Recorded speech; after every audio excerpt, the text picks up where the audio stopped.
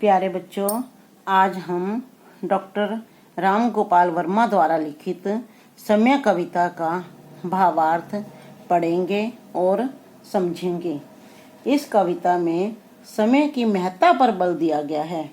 इसमें समय के शक्तिशाली होने, आंधी तूफान के सामने न झुकने, समय के साथ कदम मिलाकर चलने तथा समय के आगे किसी के न टिक पाने का वर्णन है। कविता देखिए। कितना भी प्रयत्न करो पर समय नहीं रुकता है, भीषण आंधी तूफान आगे समय नहीं झुकता है।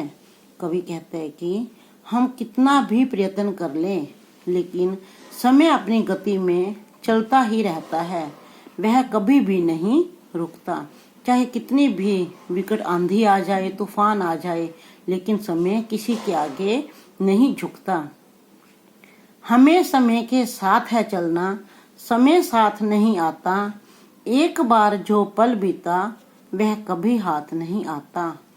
टूट डाल से पात गया जो पुनः कहाँ जुड़ता है, कितना भी प्रयत्न करो पर समय नहीं रुकता है। हमें समय के साथ है चलना, हमें समय के साथ चलना है। समय हमारे साथ कभी भी नहीं चलेगा, क्योंकि जैसे डाली से एक बार पत्ता अगर टूट कर गिर जाता है तो वह कभी भी दोबारा नहीं जुड़ता।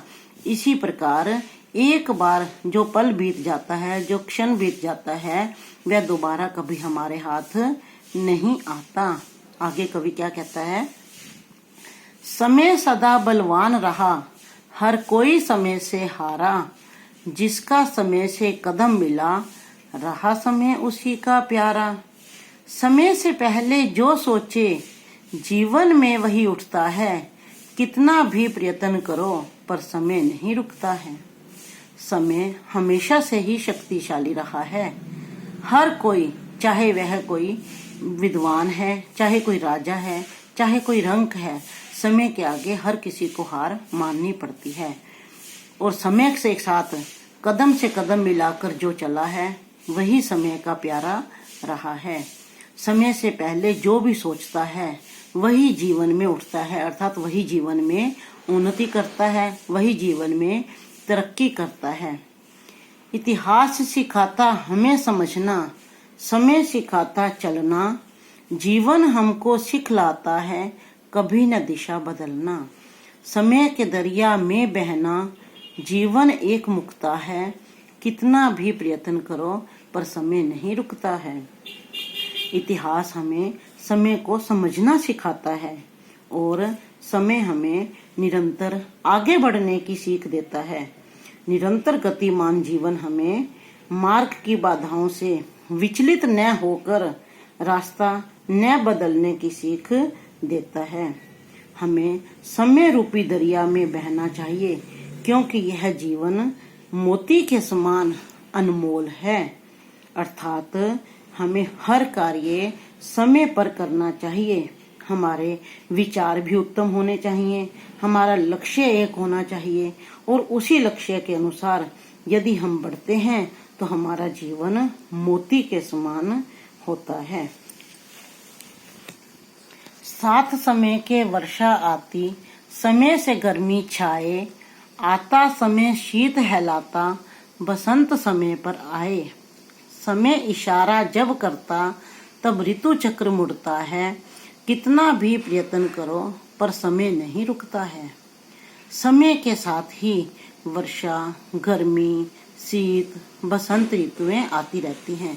समय के इशारे होने पर ही जो ये ऋतु चक्र है वो मुड़ता है, अर्थात गर्मी के बाद सर्दी, सर्दी के बाद वसंत, इस तरह से समय के अनुसार ही ऋतु चक्र भी मुड़ता है।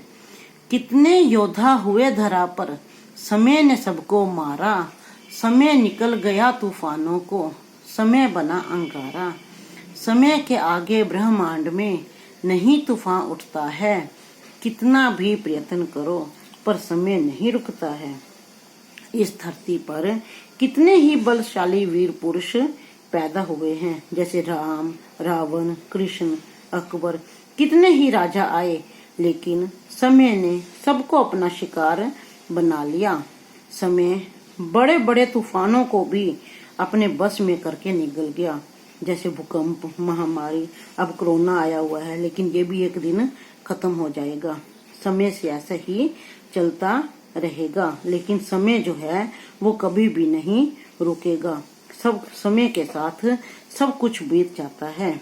समय जब तूफान आते हैं तो समय उस समय अंगारा बन जाता है, आग का गोला बन जाता है, जिसमें सब कुछ जलकर नाश हो जाता है।